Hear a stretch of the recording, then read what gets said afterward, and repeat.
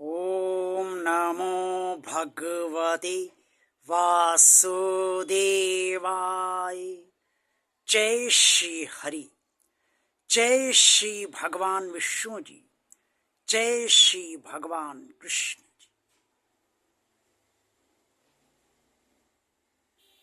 पवित्र भगवान श्री कृष्ण जी ने अर्जुन को कुरुक्षेत्र के मैदान में महाभारत का युद्ध आरंभ होने से पहले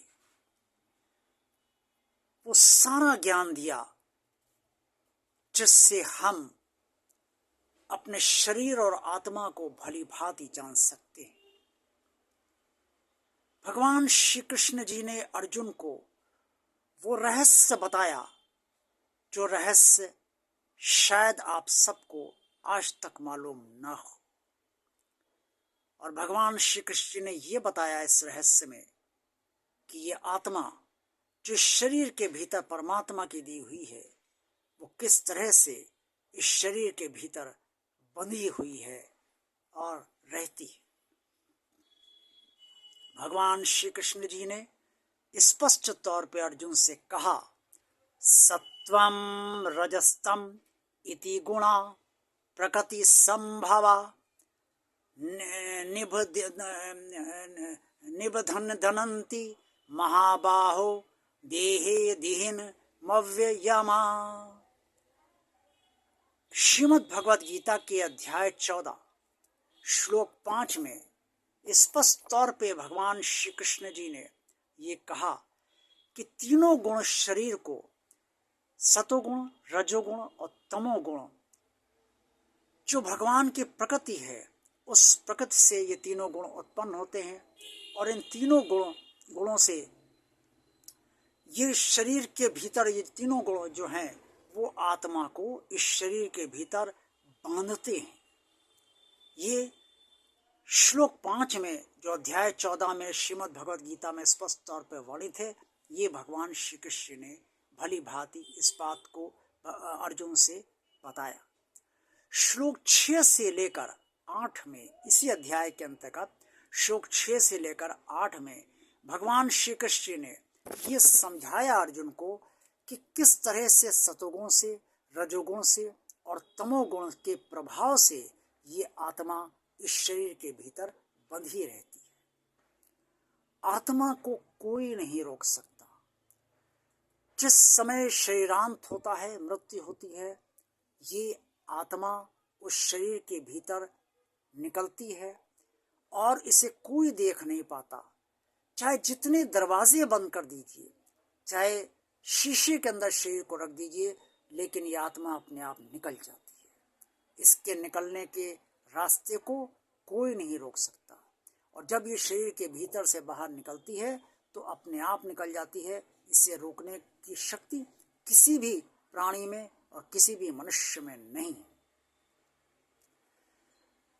परमात्मा का ये दिव्य अंश, क्योंकि आत्मा है तो परमात्मा की ही, इसे परमात्मा ही अपनी प्रकृति के द्वारा, जिससे उसने सारे शरीर उत्पन्न करे, प्राणियों के, मनुष्यों के, पशु पक्षी जानवरों के, और उस शरीरों को तीनों गुणों से उसने बांधा, सतोगुण, रजोगुण और तमोगुण। इस शरीर के अंदर ये गुण उत्पन्न करके इसी गुणों से उसने अपनी दी हुई जो दिव्य अंश आत्मा है उसको भी उसने बांध दिया। और जब इन तीनों गुणों से यह आत्मा बन जाती है शरीर के भीतर तो वो जीवात्मा कहलाने लगती है। सतोगुण निर्मल और विकार रहित होता है, इसलिए इससे शरीर के भीतर ज्ञान उत्पन्न होता है। ज्ञान से शरीर को सुख मिलता है।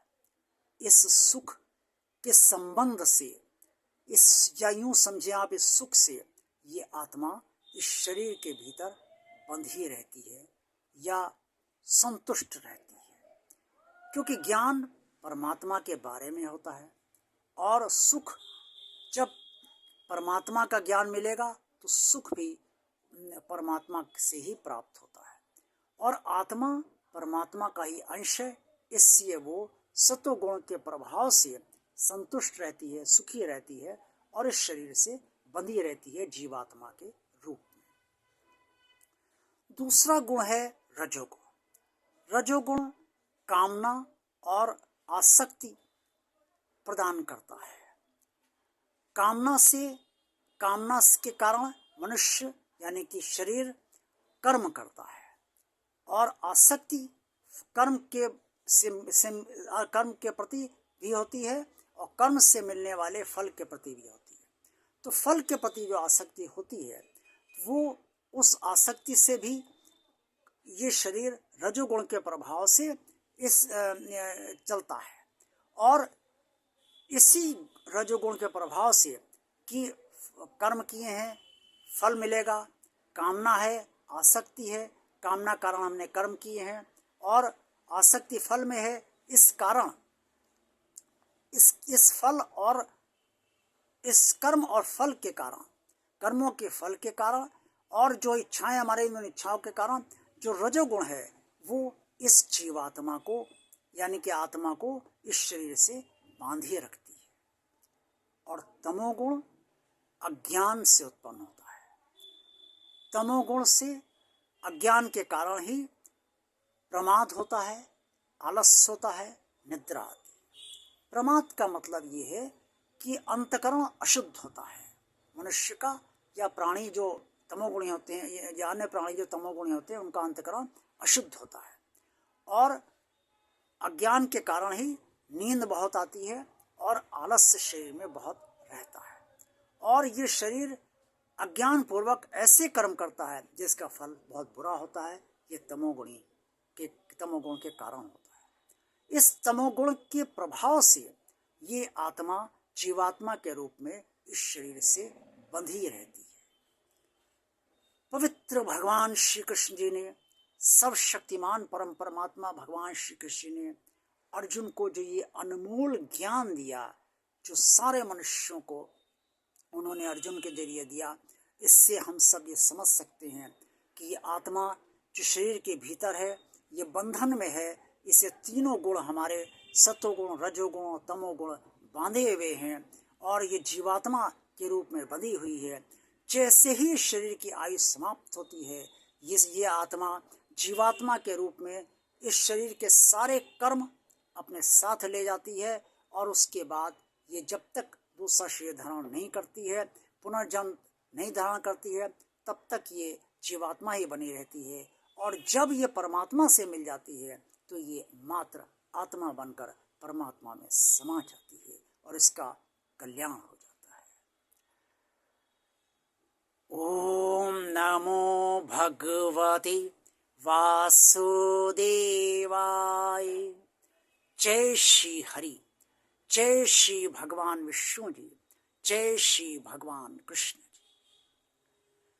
भगवान और आप चैनल अगर आप सब ने अभी तक सब्सक्राइब नहीं किया है तो सब्सक्राइब अवश्य कर दीजिए। ये वीडियो अगर पसंद आया तो इस वीडियो को लाइक कीजिए। भगवान और आप चैनल ज़्यादा से ज़्यादा लोगों को आप शेयर कीजिए ताकि सब भक्त इस चैनल से लाभान्वित हो सके। कमेंट्स बॉक्स में आपको जो कुछ भी आप कहना चाहते हैं वो अवश्य कहिए। आप सबका कल्याण हो। भगवान श्री कृष्ण जी आप सबकी आत्मा का कल्याण करें। जय भगवान श्री कृष्ण जी।